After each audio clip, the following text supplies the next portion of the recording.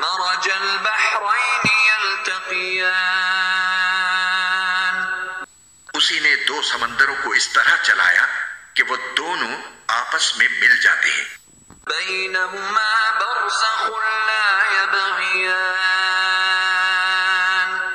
پھر بھی ان کے درمیان ایک آڑ ہوتی ہے کہ وہ دونوں اپنی حد سے بڑھتے نہیں. فبأي آلاء ربكما تكذبان اب بتاؤ کہ تم دونوں اپنے پروردگار کی کون کون سی نعمتوں کو جھٹلاؤ گے؟